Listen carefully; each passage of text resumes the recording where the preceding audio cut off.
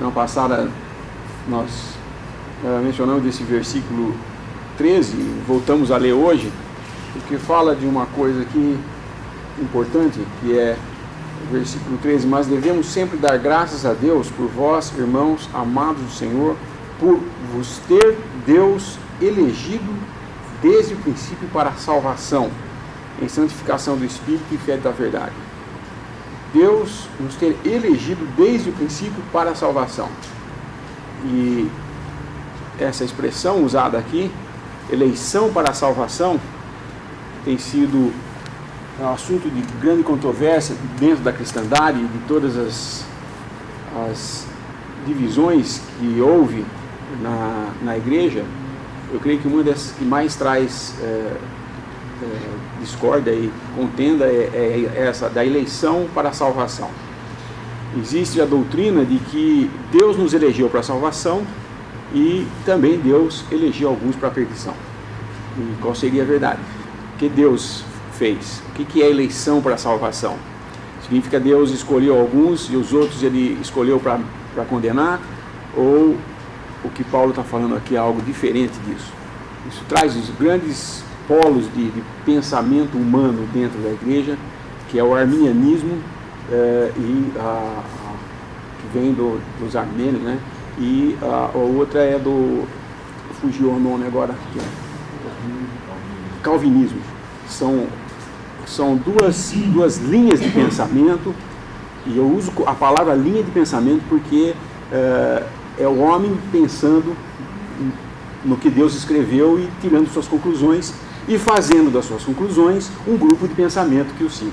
Esse é o grande problema dessas polarizações a respeito do que está escrito, né? O arminianismo, pelo fato de eles acreditarem que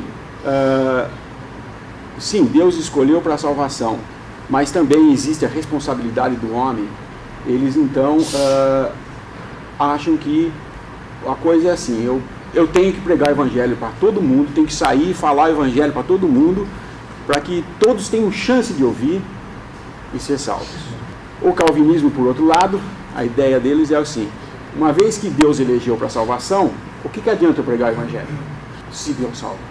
Se Deus já elegeu desde o princípio, desde a fundação do mundo, quem ia ser salvo? O que vai adiantar a minha pregação? Então fica essa polarização de ideias que nunca levam a nada, porque não é nenhuma nem outra. A palavra de Deus é muito mais complexa do que apenas dois polos de pensamento. E isso leva então a grandes discussões. Não pretendo em modo algum, em meia hora, esclarecer tudo isso, mas é uma coisa para nós pensarmos mesmo. Quando ouvimos, e ouvimos várias vezes, quando falamos como cristãos, alguém já polariza. A primeira pergunta que fazem é essa: mas você é calvinista ou arminianista? Primeira coisa que eles perguntam.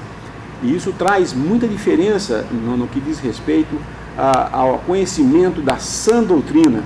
Essa sim que nós devemos buscar. Não vamos buscar pensamentos filosóficos, se Platão ou Sócrates tinha alguma coisa boa para pôr dentro da igreja, que é o que a cristandade fez, ou se filósofos podem acrescentar alguma coisa à nossa ideia à nossa salvação, qualquer coisa assim. Mas que seja só a palavra de Deus que nos guie e pela direção do Espírito Santo. Isso que é importante. Romanos 9, versículo 19, a partir do versículo 19. Dir-me-ás então, por que se queixa ele ainda? Porquanto quem resiste à sua vontade? Mas, ó homem, quem és tu, que a Deus replicas? Porventura a coisa formada dirá ao que formou: por que me fizeste assim? Ou não tem um oleiro poder sobre o barro, para da mesma massa fazer um vaso para a honra e outro para a desonra? E que direis, se Deus, querendo mostrar a sua ira e dar a conhecer o seu poder, suportou com muita paciência os vasos da ira, preparados para a perdição, para que também desse a conhecer as riquezas da sua glória nos vasos de misericórdia, e para a glória já dantes preparou, os quais somos nós, a quem também chamou, não só dentre os judeus, mas também dentre os gentios. aqui tira-se a ideia, isso aí que o Lineu está falando, versículo 22 aqui de Romanos. E que direis, se Deus, querendo mostrar a sua ira e dar a conhecer o seu poder, suportou com muita paciência os vasos da ira preparados para a perdição. E daí ele fala no versículo 23, os vasos que Deus preparou para a glória, qual somos nós, que Deus usou como vaso de misericórdia. Então ele coloca separando desse jeito aí. Então tá, vamos ter os vasos de misericórdia que Deus preparou para a salvação e os que Deus preparou para a perdição. Isso não está correto. O versículo 22 diz aqui que foram eles a si mesmos se prepararam para isso. Porque ao final do versículo, preparados para a perdição, não diz que Deus preparou para a perdição. Porque se Deus tivesse preparado os vasos para a perdição, ele não teria, como diz aqui, suportou com muita paciência os vasos da ira. Se Deus tivesse já preparado para a perdição, para a ira, por que Deus ia suportar com muita paciência? Então, os vasos a si mesmos se prepararam. Porque quando está tratando com o homem, nós vamos entender que é uma enxurrada, né?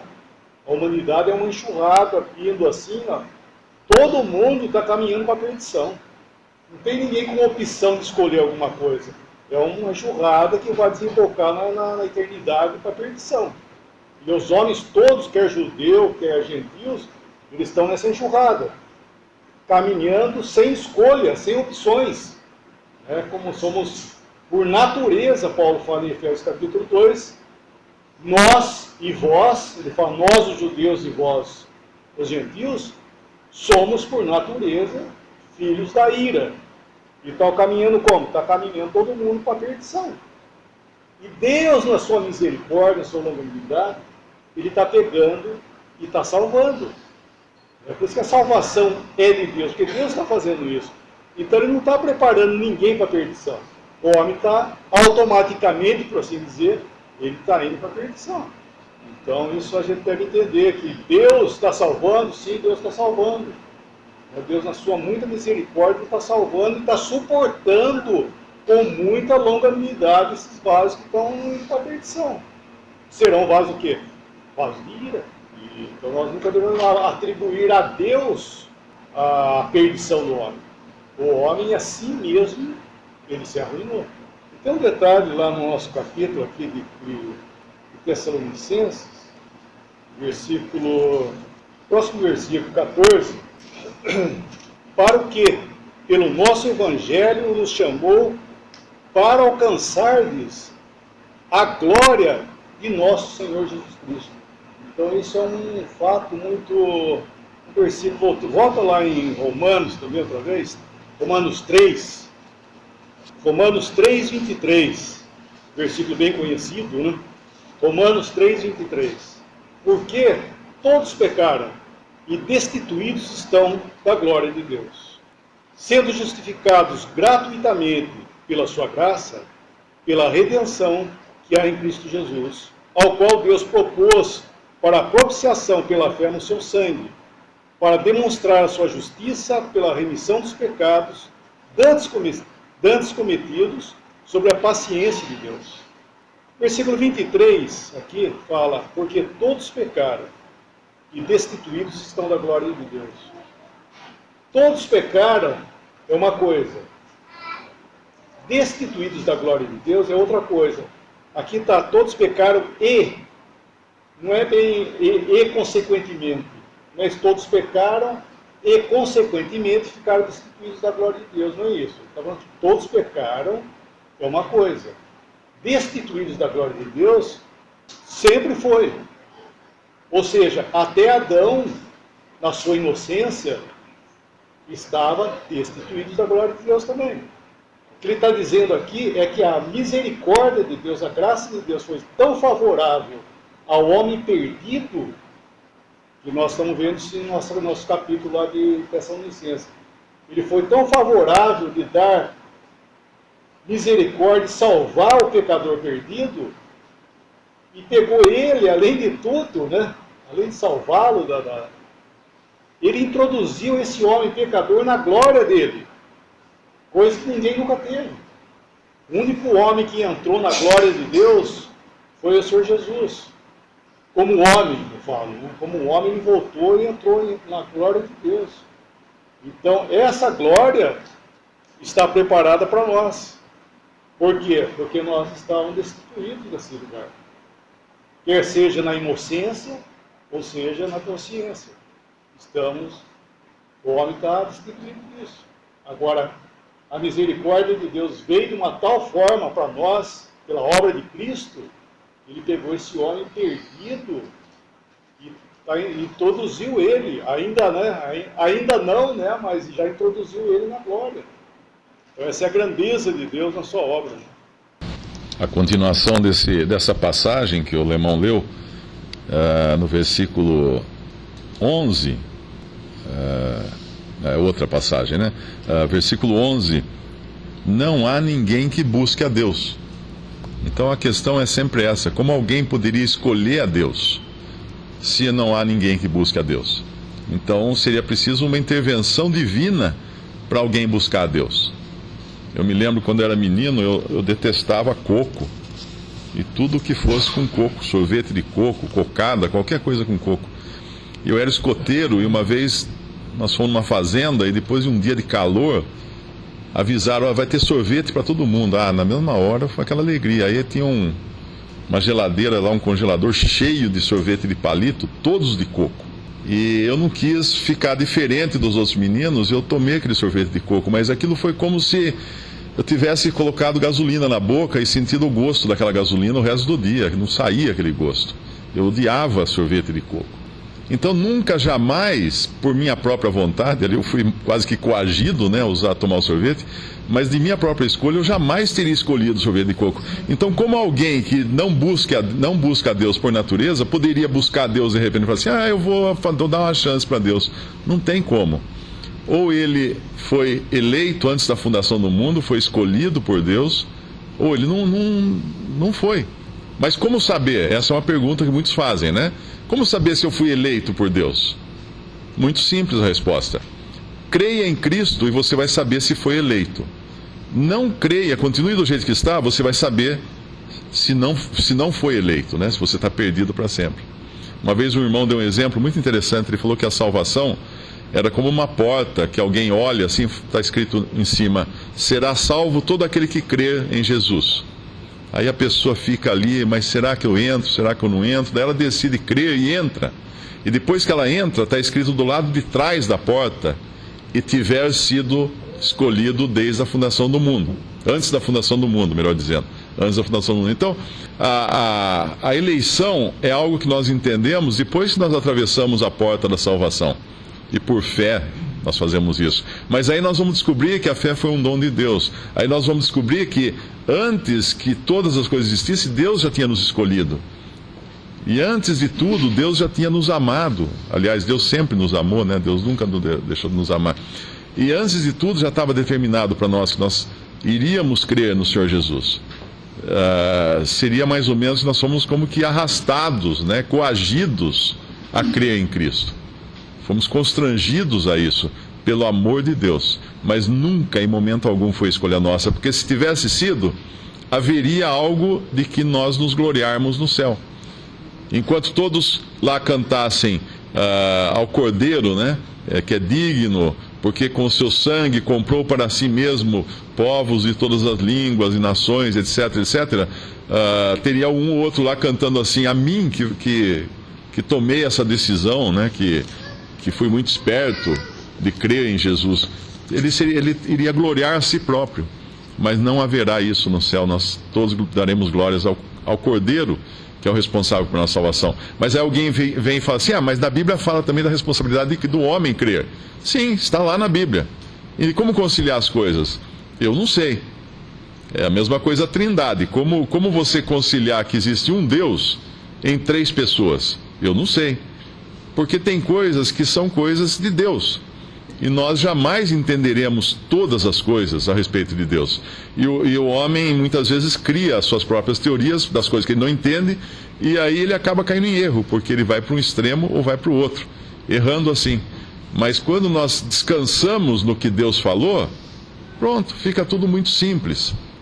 A questão é, o que diz a palavra de Deus? A palavra de Deus diz, como fala aqui no nosso capítulo de Tessalonicenses, devemos sempre dar graças a Deus por vós, irmãos amados do Senhor, por vos ter Deus elegido desde o princípio para a salvação, em santificação do Espírito e fé da verdade. E se nós vamos lá em Efésios, capítulo 1, versículo 3, bendito o Deus e Pai de nosso Senhor Jesus Cristo, o qual nos abençoou com todas as bênçãos espirituais nos lugares celestiais em Cristo, como também nos elegeu nele, antes da fundação do mundo, antes de existirem todas as coisas, para que fôssemos santos e irrepreensíveis diante dele em caridade ou em amor, e nos predestinou para filhos de adoção, por Jesus Cristo, para si mesmo,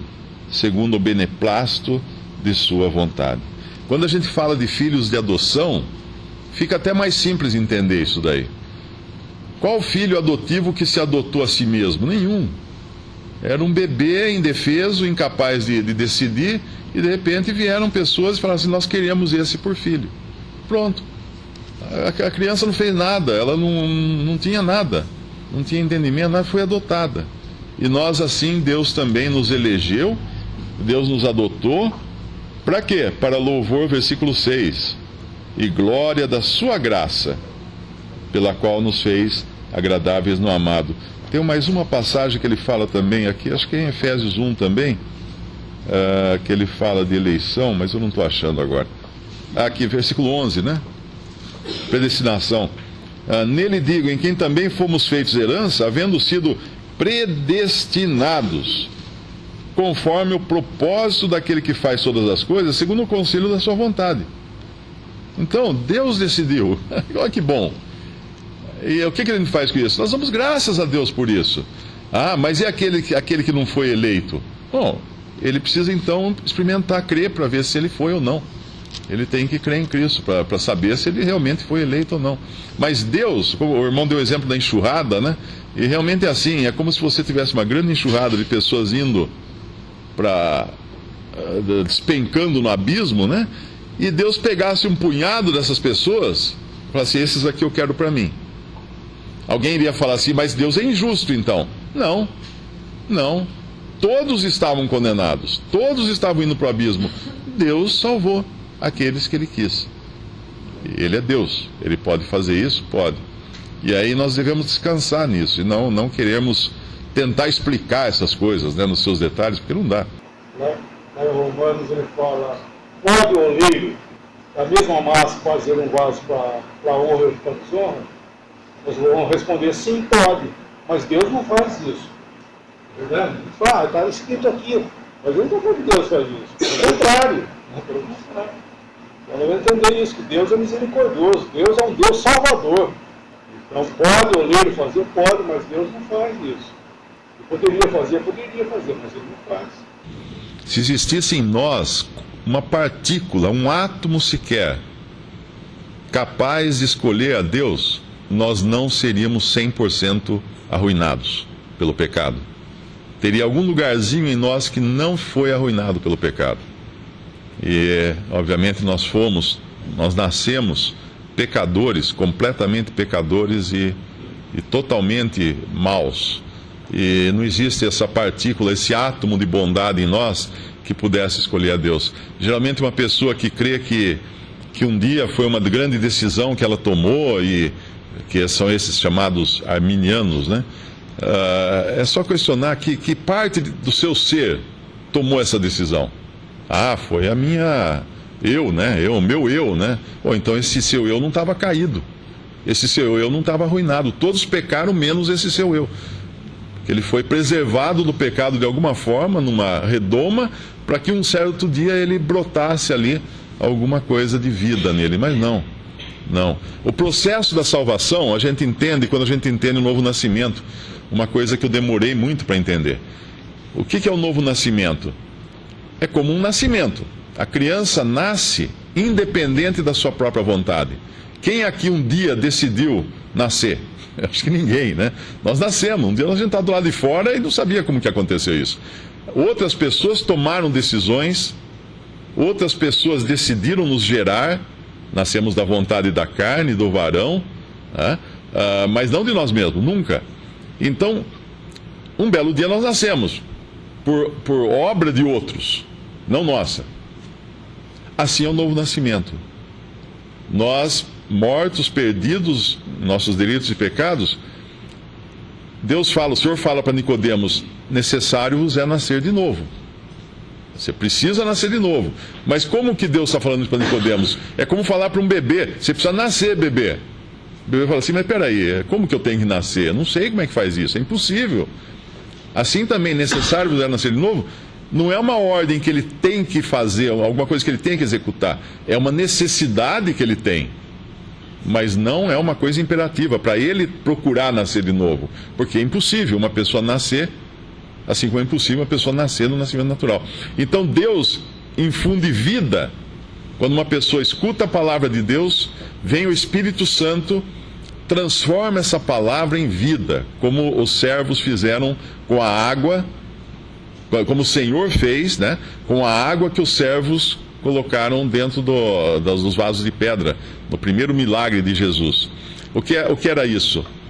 Vem a palavra de Deus, nos enche, o Espírito Santo nos enche da palavra de Deus, o Senhor transforma essa palavra em vida em nós, aí sim nós temos vida. Uma vez tendo vida, nós sentimos o quê? O peso dos nossos pecados. Os nossos sentidos, vamos dizer assim, são despertados. Porque uma pessoa morta não sente nada. Aí você coloca dá uma injeção no morto, ele nem se mexe, né? Mas você enfia uma agulha num vivo, ele pula, porque ele sentiu dor. Ele tem vida. Assim, uma vez que nós recebemos vida de Deus, através do novo nascimento, aí sim nós vamos sentir o peso dos nossos pecados e vamos clamar a Deus por salvação. Vamos entender que somos miseráveis. Miserável homem que sou, quem me libertará do corpo dessa morte? Graças a Deus por Jesus Cristo. Aí então nós cremos em Jesus e temos a salvação e o perdão completo. Uma passagem muito interessante para entender isso era era Cornélio, um homem que tinha vida, mas precisava se converter. Ele tinha vida porque ele buscava a Deus, lá fala, e Romanos fala que ninguém busca a Deus. Como é que Cornélio buscava a Deus? Porque Deus colocou vida nele. Aí ele precisa só escutar a palavra da cruz, que foi pregada por Pedro, e quando Pedro termina de dar a mensagem da salvação, que incluiu a morte, a ressurreição e a vinda, a glorificação e a vinda do Senhor para julgar, é que cai o Espírito Santo sobre Cornélio e os outros que estavam junto com ele. Aí eles se converteram realmente. Aí eles estavam salvos, completamente salvos. Mas tudo começa por Deus. E ninguém pode falar que deu o primeiro chute, o primeiro toque na bola para começar. Não. Começa com Deus, lá atrás. Não tem homem nenhum nessa decisão. Versículo em João 3, que o irmão citou. Interessante essa questão.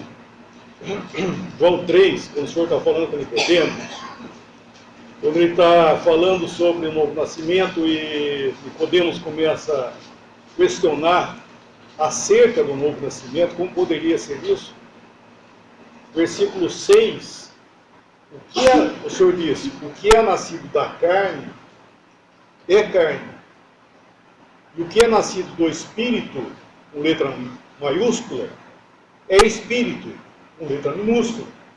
A nova vida não é o Espírito Santo. Muitos pensam que eu nasci de novo, eu herdei com o Espírito Santo, vem morar nele. Não, daí seria, podemos chamar a encarnação do Espírito Santo. Isso está errado, não é isso. Porque o que é nascido do Espírito é Espírito com letra minúscula. Ou seja, nós temos que ter nova vida, nascer de novo. E essa nova vida não é o Espírito Santo, é uma nova vida que é chamado na doutrina de Paulo, a nova natureza. É uma vida que nós não tínhamos antes. E Deus deu essa vida nova para nós. Que nos despertou, né, essa nova vida que veio mover o meu eu responsável para buscar a Deus.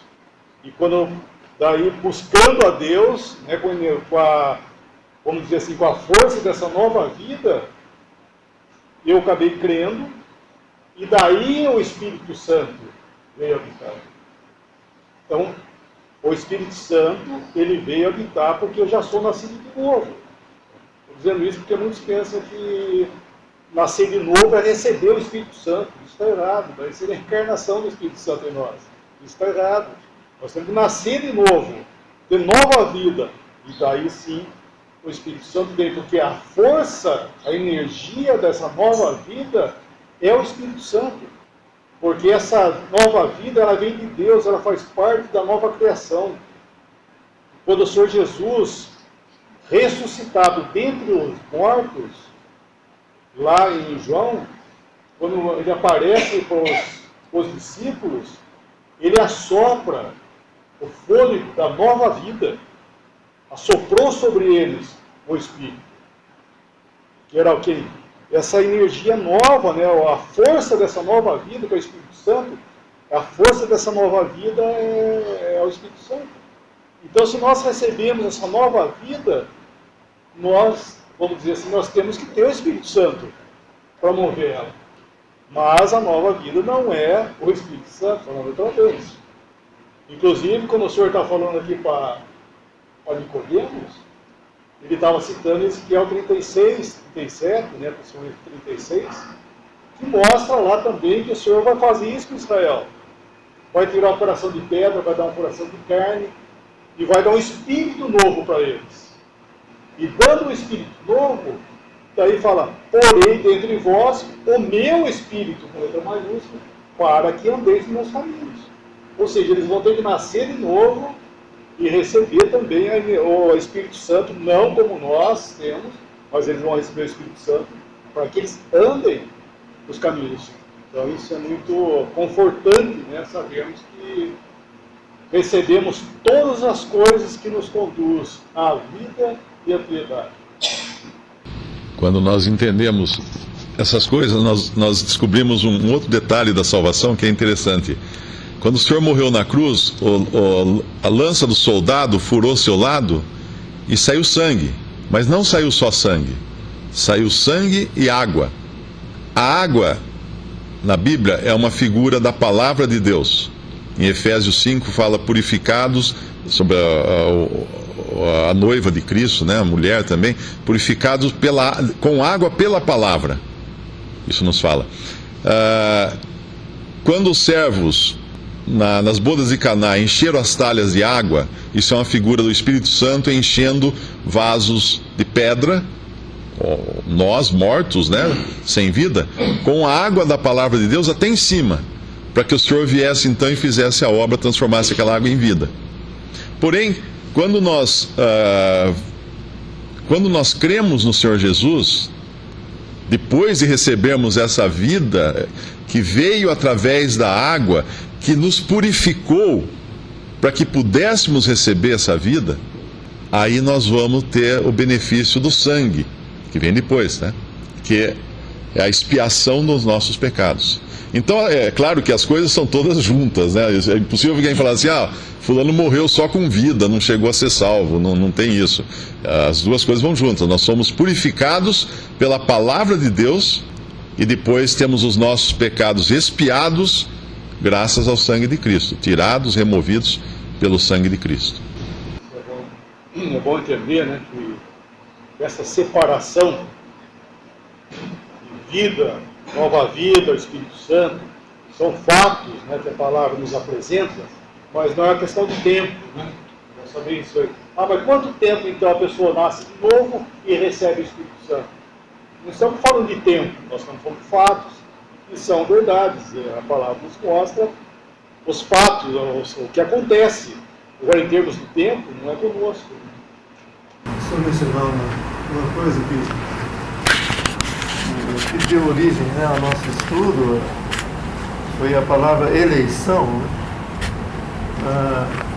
E junto com a palavra eleição vem também uma expressão que muitas vezes é confundida, que é predestinação. nós vemos que eleição é escolher dentre algumas coisas, como aqueles, por exemplo, que lançaram as redes nas parábolas.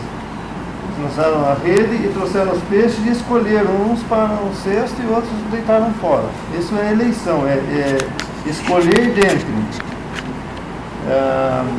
Isso foi o que Deus fez também, que lá em Romanos 9, versículos antes do que nós lemos, mostrou como Deus, para ficar firme o princípio da eleição, né, ele escolheu a Jacó e aborreceu a Esaú. Mas ele deu o direito de primogenitura a Esaú. Esaú teve que chegar a um momento de desistir desse direito que ele tinha, vendeu, né, para Jacó. E daí então foi dito isso, que Deus escolheu a Esaú e aborreceu a Jacó, mas não antes. Ele elegeu antes. Ao contrário, né? Desculpa. Elegeu Jacó e aborreceu Esaú. Isso, obrigado. Mas não antes de Jacó, literalmente, e chegou o tempo dele rejeitar. Então, uma coisa foi antes, que é a eleição, e a outra foi depois. Dele rejeitar, foi depois que Esaú rejeitou, né, vendeu o seu direito de primogenitura. Então, Deus não é injusto, Ele deu a oportunidade. No nosso capítulo, nós estamos vendo também, Tessalonicenses, para não ler muito, porque nosso tempo já esgotou, mas no versículo 10 do capítulo 2 de Tessalonicenses, ele está falando desse que virá, né, segundo a eficácia de Satanás, no 9, no 10 ele fala que com engano da injustiça, para os que perecem, porque não receberam o amor da verdade para se salvarem. E por isso Deus lhes enviará a operação do erro, para que creiam a mentira. Mas por quê? Porque não é a responsabilidade do homem, porque não acolheram o amor da verdade. Então Deus não é que predestinou, não quer dizer isso. Deus enviará a operação do erro. Assim que foi com Faraó também. Os irmãos devem ler novamente o capítulo todo de Romanos 9, porque primeiro ele dá a oportunidade, ele faz depois que é rejeitado, né? Porque Deus não é injusto de maneira nenhuma. E se nós queremos saber algo sobre predestinação e eleição, a primeira coisa que nós devemos pensar é que Deus é amor e Deus é justo. Se nós nos guardarmos nesse pensamento, nós não vamos encontrar nenhuma dificuldade. Talvez não vamos conhecer tudo no momento, mas aos poucos nós vamos entendendo, mas nos guardando de que Deus é amor e Deus é justo. Então nós podemos perguntar qualquer coisa, como aquele de Romanos 9, do que se queixa ele ainda? Não fez ele isso? Não. Deus não fez. Nós podemos perguntar qualquer coisa. Agora, se o vaso fala, por que me fizeste? Tá bom. Agora, se ele perguntar, por que me fizeste assim? Ele está lançando a culpa da perdição dele em Deus. Ele está dizendo, tu não és culpado. Mas não é isso que está escrito. Então, lá em Romanos 9, fala, por que me fizeste assim? Não, isso é rebeldia e é tirar a culpa de sua e colocar a culpa em Deus, que ele que é culpado da sua perdição, que de maneira nenhuma foi isso que aconteceu. Deus é justo e Deus é amor. E no nosso capítulo ele está falando que ele deu o amor da verdade, tudo que nós vemos aqui em Tessalonicenses, e ninguém quer. Então uns ele faz querer, ele elege, dentre todos aqueles que ele elege, uns para crer. E a palavra predestinação, sim, isso Deus predestina, mas nunca nenhum versículo na Bíblia diz que ele predestinou para a perdição. Mas ele predestinou para que fôssemos conforme a imagem de seu Filho. Onde está esse versículo que eu estava procurando até agora, enquanto os irmãos estavam falando, e não achei. Esqueci onde está. Ele nos predestinou para sermos conforme a imagem de seu Filho. Mas já passou o nosso tempo. Então a distinção, né, dessas duas palavras é importante.